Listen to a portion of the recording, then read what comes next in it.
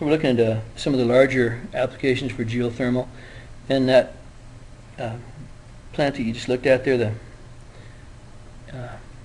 we look at Calpine reopening here. That had been closed down for a while because they considered it, the piping and stuff had deteriorated. But they also have a lot of sedimentation in it, and there's also sulfur, which can become acidic in certain, with certain combinations, so that it ate the pipe up. Now they've reconditioned that whole this plant, and now got the Calpine reopening in 2012. California has a lot of geothermal going on now. Sadly, the state of Montana has no electrical producing plants. We have direct applications, like for your hot springs, but no electricity being made with geothermal at this point. Well, hi, I'm Deborah Summerfield. I'm with the Lake County Administrative Office and involved in the county's Economic Development and Marketing Program. I'm here at Calpines Geothermal Visitor Center and excited to see the new exhibit that they have here today. Calpine has been a great partner with the county in terms of a major employer in the county, and in addition, having the Calpine Visitor Center here in southern Lake County is a wonderful opportunity for visitors to learn about geothermal energy in just a great exhibit space, hands-on demonstrations, informative presentations, and it's just going to be a truly wonderful asset here to folks visiting southern Lake County. My name is Danielle Matthews-Saparis. I'm the Manager of Government Community Affairs for the Geysers. And here today we have remodeled our exhibit room. And the goal is for some of the people that collaborate on the project to be able to interact with our visitors and explain what story they wanted to tell. Geothermal's complex. There's a lot of different components. And so everyone who worked on it can stand and talk about what they were trying to convey in a very small exhibit.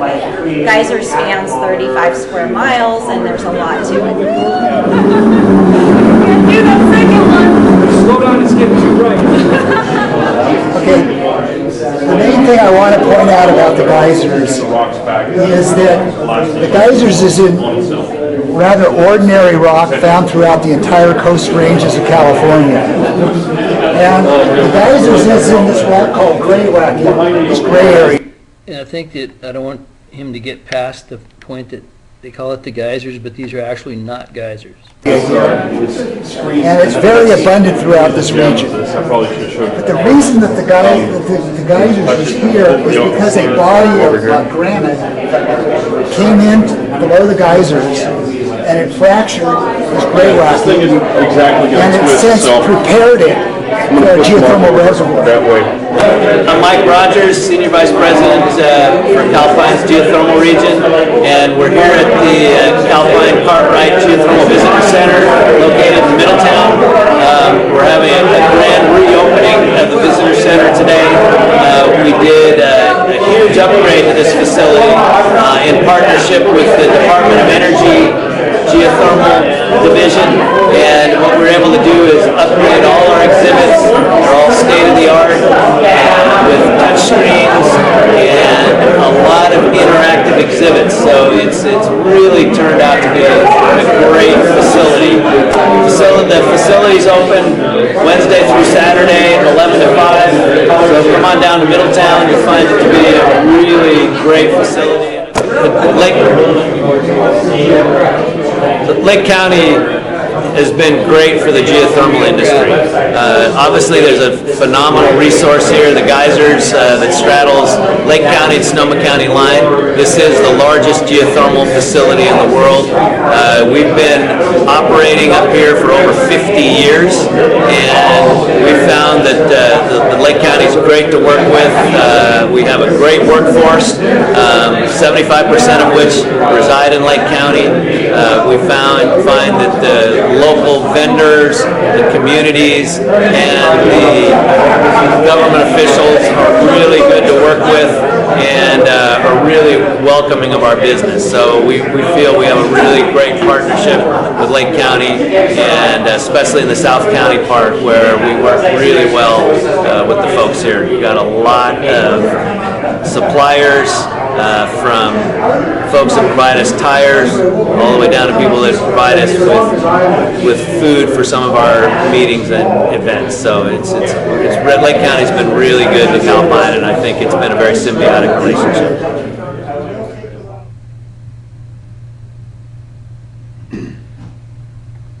So there's jobs in public relations for you geothermal guys too, huh? So, and you might have noticed in the background there was a chart on seismicity. We're going to talk about that also.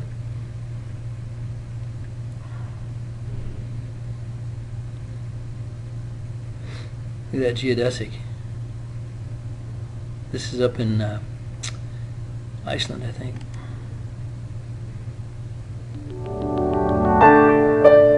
Yeah.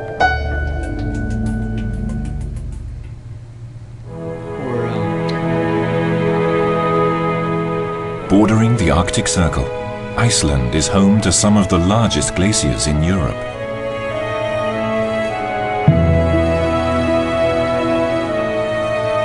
But under the cold surface, the Earth is bursting with heat.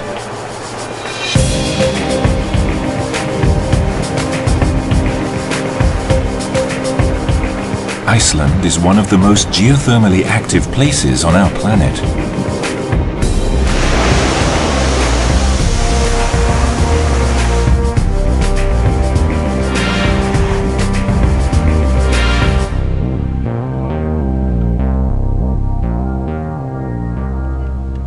Experts explore the area using a variety of methods to understand this form of energy. Gylfi Pálhösir is a geophysicist from Iceland Geosurvey. So one of your categories, exploration, discovery of new assets, geothermal assets. He has studied geothermal fields all over the world. Geophysics is meant to X-ray the Earth, to see what is going on at tens of kilometers depth. Anna Warimumwanji is... And this is seismicity then. So they're going to use seismographs. Then we have different electronic sensors too. Part of the geophysics team from Kenya's power utility, KenGen. Yeah, so we go in this direction, to the direction of the smoke. She is in Iceland to perfect her exploration skills by studying with seasoned experts like Gylfi in the geothermal training program of the United Nations University. When you're studying geology, to me, it's like you're in an adventure and you want to unravel what was happening in the past. The history of how the earth was formed, it's great to know all of that. It's like you're going back in time, and it's what is fascinating. Iceland's geology is truly unique. It sits on the border of two of the large tectonic plates that form the Earth's surface. These two plates shift apart by 2 centimeters per year. Over the millennia, this movement has created the geologically significant rift valley known as Þingvellir.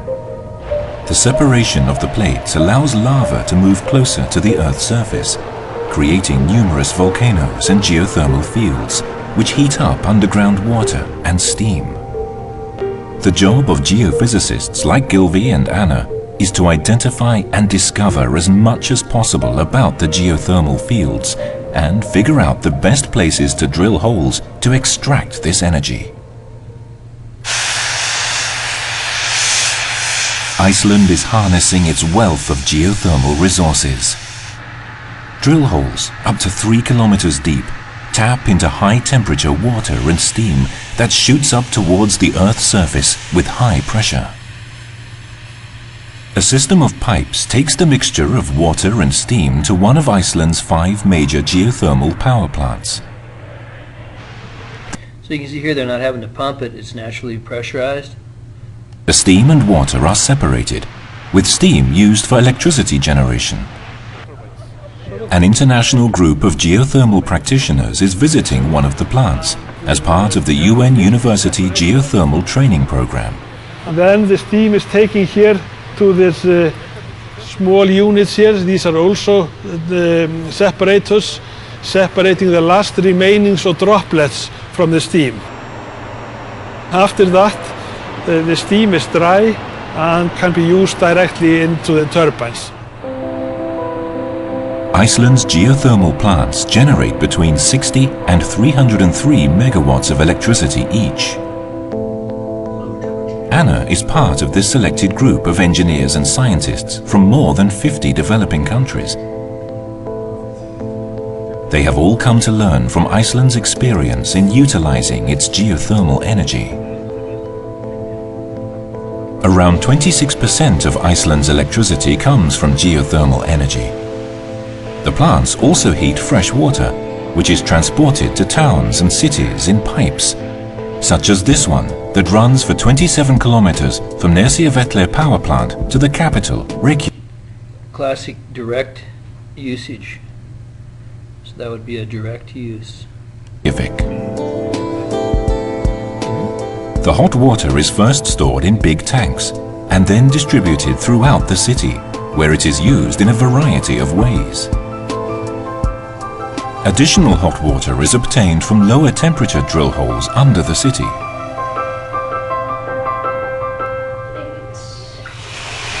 We have a lot of direct application in Boise, Idaho that we'll look at.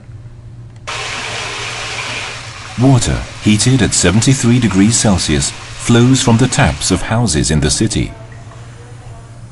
Additional home hot water systems are then not needed. People are charged according to the amount of hot water they use. Hot water is also used to heat 90% of the houses in Iceland, not only in the harsh winters, but also in summer, which can still be chilly.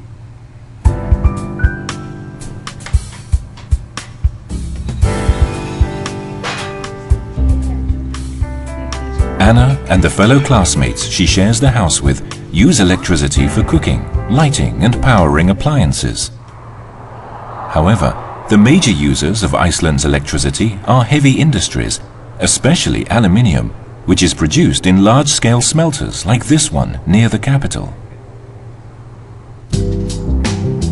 Yet, in the town of Hveragerði, people are finding innovative and diverse ways to use geothermal energy. The town is full of greenhouses, most of them used to grow flowers. In this research greenhouse, vegetables are being grown. The greenhouses are kept warm by circulating hot water through pipes. And to deal with cloudy days and long winter nights, they are also experimenting with the use of LED lights. Several of the local small industries rely on the direct use of geothermal energy. So as far as the greenhouses are concerned, we're going to look at the earth ship concept, you know, with earth coupling as far as median coupling your house to median temperature.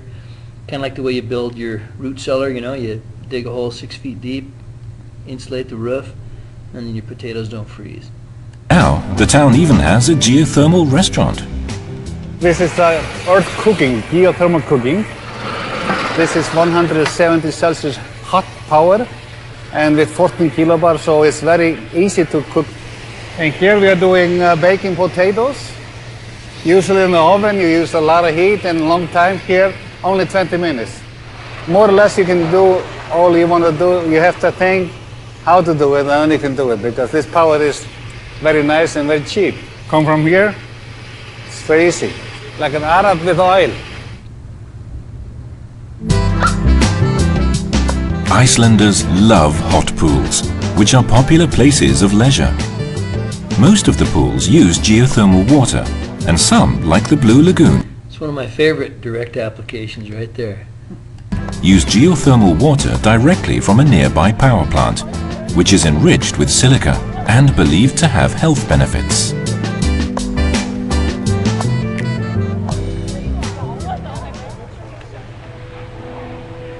Compared to a number of other power sources, geothermal energy has minimal impact on the environment. Nonetheless, it does generate emissions. In the steam, you not only have water, but you also have a gas. You have hydrogen sulfide, you have CO2 and hydrogen. Although there are ways to capture the hydrogen sulfide from the plant's emissions, these are costly. In the power plant, they will separate the gas from... So you notice the pipe loop coming in to the separators here?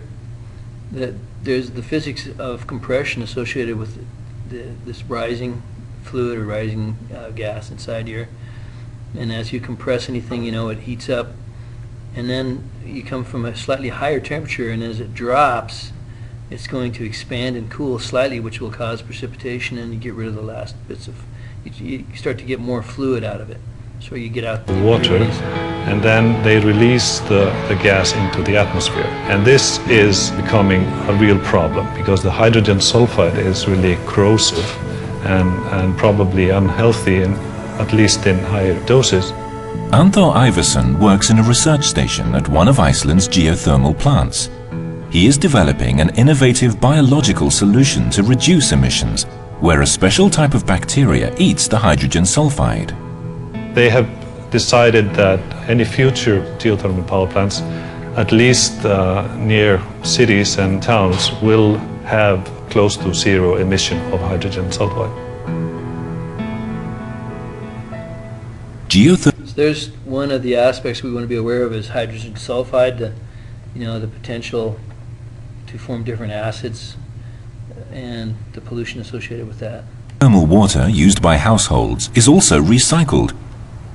This water is collected in a pipe system and circulated throughout the city, where it is used to melt snow on roads and sidewalks, making it easier for Anna and her housemates to commute to the UN University Geothermal Training Program, a place for exchange of ideas and knowledge.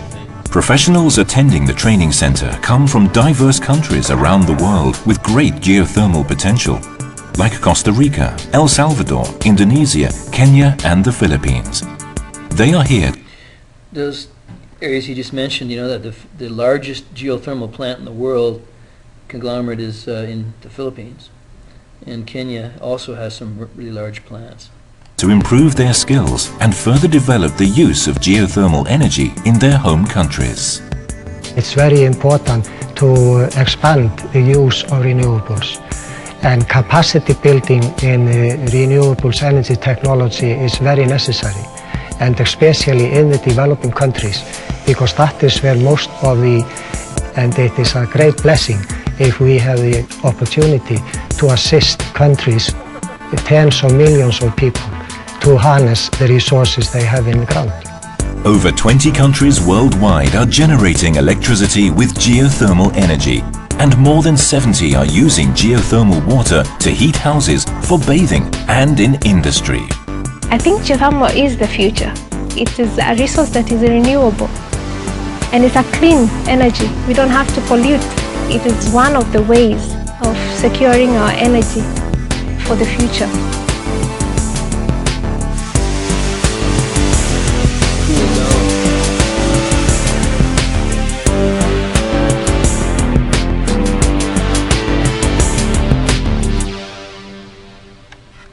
Sweet.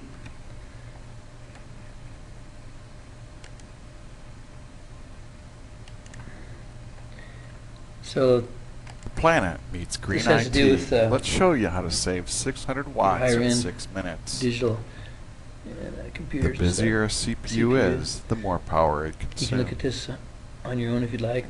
In this video, we'll show you how optimized database when you tuning turn stuff provides on and better off, response times, using ability to add more computers users, to and lower energy search consumption. for peak. We are going to go to the San Peak time Mateo when your IBM energy's more Innovation expensive. Center and work with an IBM And when you can turn P570 everything on in the middle of the night, you're better off. and 36 gig of power memory prices running are down. DB2 953 with automatic interested in tuning that, enabled. We're also going to use look at this IBM later on, Tivoli you know. for energy management. We'll also use On that same note, as far as CPU usage and trying to get your computers all teamed up to operate at low, less expensive times, to the smart grid here. So not only do you produce the power, but what do you do with it? How do you intelligently use it?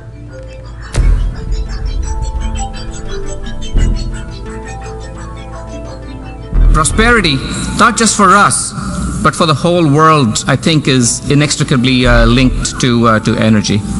Without sufficient energy, everybody's standard of living starts to decline. Abundant and sustainable energy is probably the solution to a lot of our problems.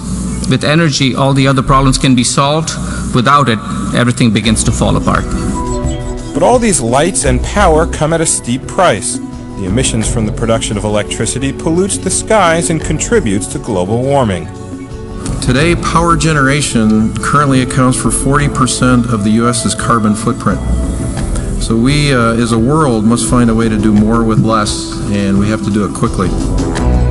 The demand for electricity in the United States and indeed in the world continues to grow. In fact, some projections indicate that there'll be a 30% growth in electricity by the year 2030.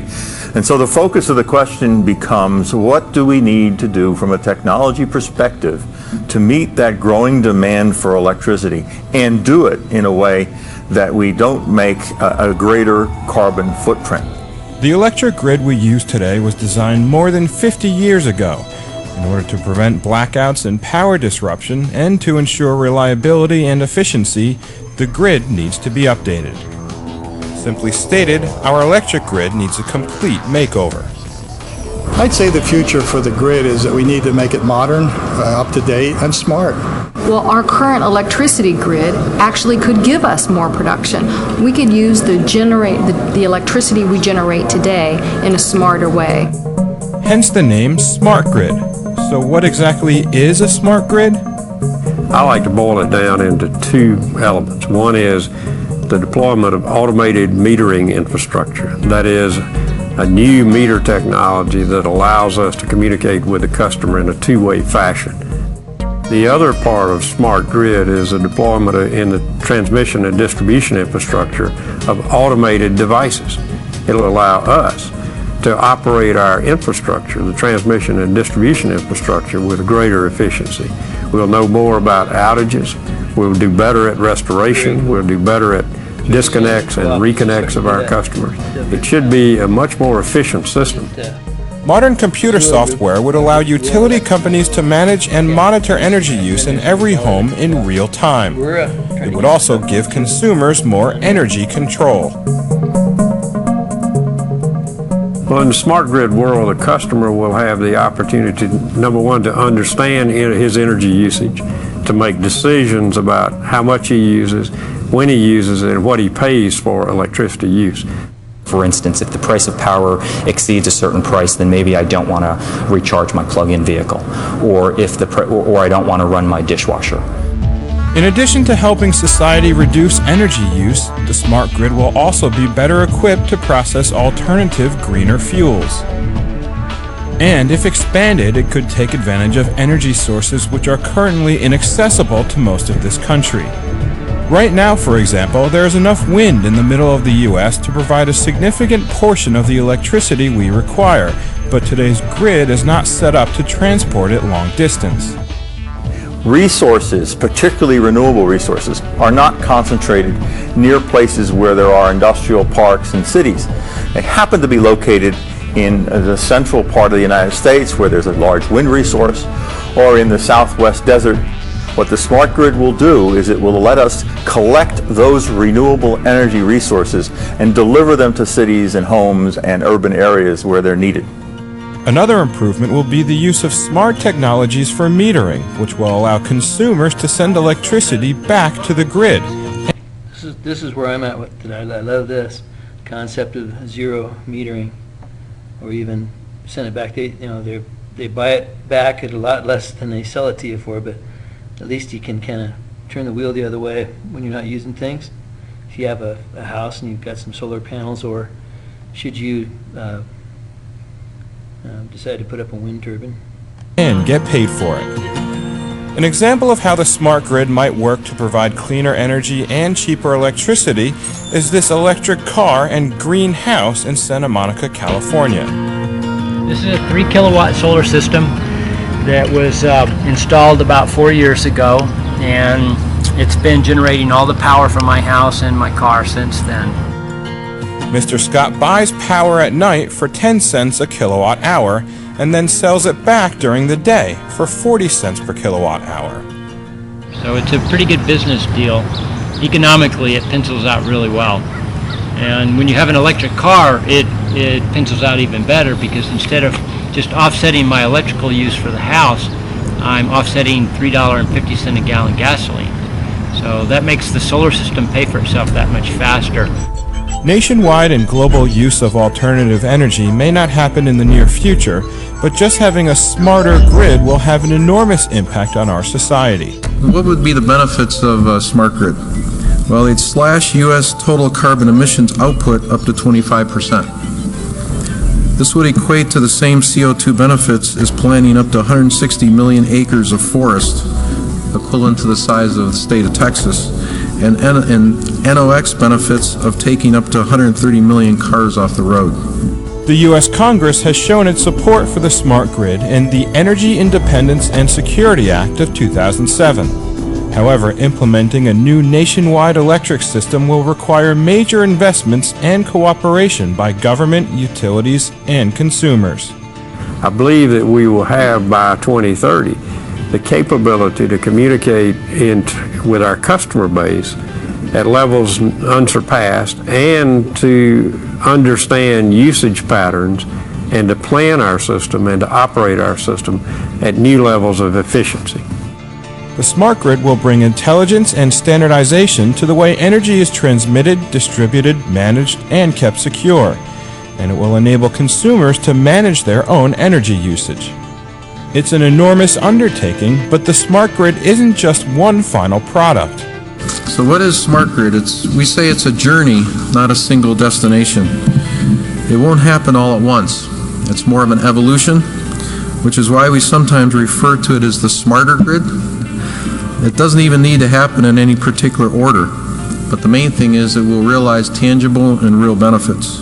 We are stewards of the world we live in, with the responsibility to hand it over to future generations in better shape than we received it. Developing and building the smart grid will be expensive, but many believe we really have no choice. Sustainability may be nice, but can be afforded. Perhaps a more important question, given the nasty things that happen to the world if we do not reach the goal of sustainable energy, is can we afford not to have it?